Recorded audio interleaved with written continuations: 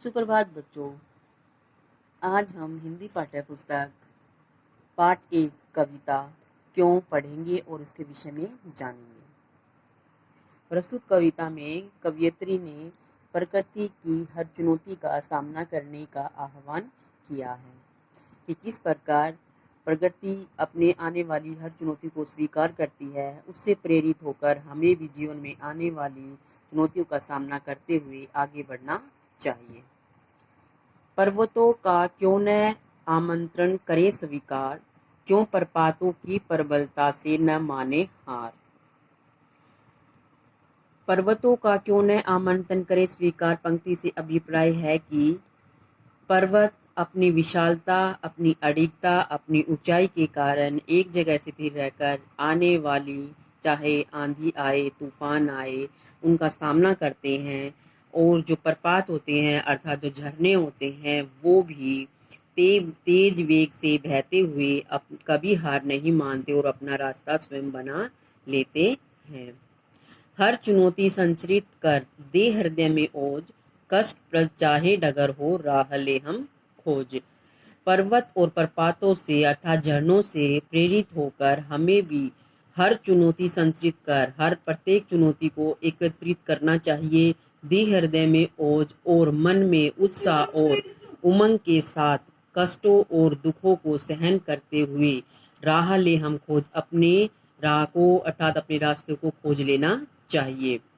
क्यों विरोधों से न डर कर करे अंगीकार, पर्वतों का क्यों न आमंत्रण करे स्वीकार, क्यों पर्वतों की प्रबलता से न माने हार।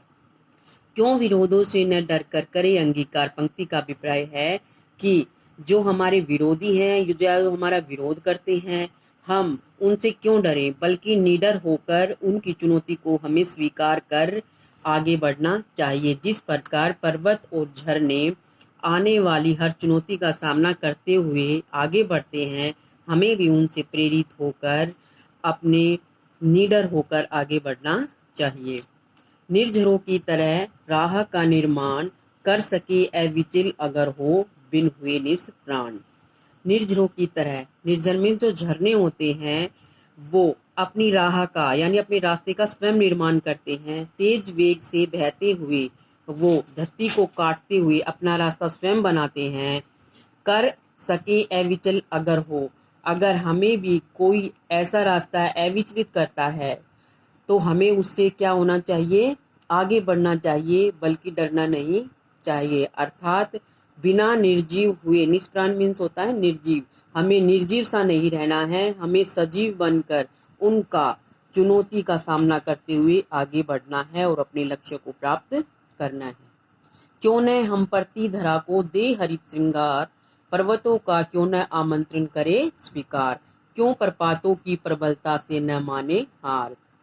क्यों ने हम धरती को दे हरित श्रृंगार पंक्ति से अभिप्राय है कि प्रति मीन्स क्या होता है, बंजर भूमि, धरा मीन्स धरती, हरित मीन्स हरी भरी, श्रृंगार मीन्स सजाना। तो क्या है कि हमारे अंदर इतनी शक्ति है, कवयित्री ने कहा है कि मनुष्य के अंदर इतनी शक्ति है कि वह अपनी मेहनत के द्वारा बंजर भूमि को भी उपजाऊ बनाकर हरी भरी कर सकता है। पर्वतों का क्यों न आमंत्रण करे स्वीकार, तो क्या है, पर्वत और झरनों से हमें प्रेरणा लेकर जीवन में आने वाली हर कठिनाई का सामना करते हुए आगे बढ़ना चाहिए, कभी भी हार नहीं माननी चाहिए।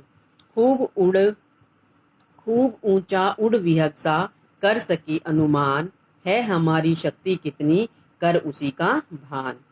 कवयित्री ने प्रस्तुत पंक्तियों में कहा है कि हे मनुष्य, तुझे एक पक्षी की तरह इतना ऊंचा उठना चाहिए, कर सके तो जिसका तू अनुमान भी नहीं लगा सकता। अर्थात कहने का मतलब है कि पक्षी अपनी उड़ान के द्वारा अपने रास्ते को पा लेता है, अपने लक्ष्य को पा लेता है, उसी प्रकार तुम्हें भी पक्षी की तरह जीवन की निरंतर उड़ान को पूरा करना चाहिए। हम है हमारी शक्ति कितनी कर उसी का भान, कि हमारे अंदर कितनी शक्ति है हमें सब पता लग जाएगा, अर्थात उसका हमें ज्ञान हो जाएगा कि हम क्या कर सकते हैं।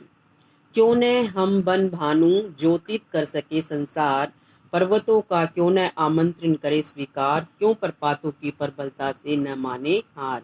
क्यों न हम बन भानु, भानु मीन सूर्य, ज्योतिर्मीन प्रकाश में।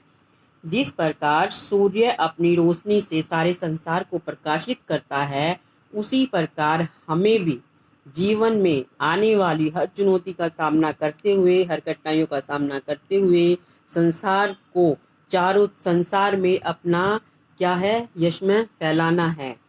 पर्वतों का क्यों न आमंत्रण करे स्वीकार। पर्वतों और झरनों से प्रेरणा लेकर हमें जीवन में आने वाली प्रत्येक कठिनाई को सामना करते हुए आगे बढ़ना है। धन्यवाद।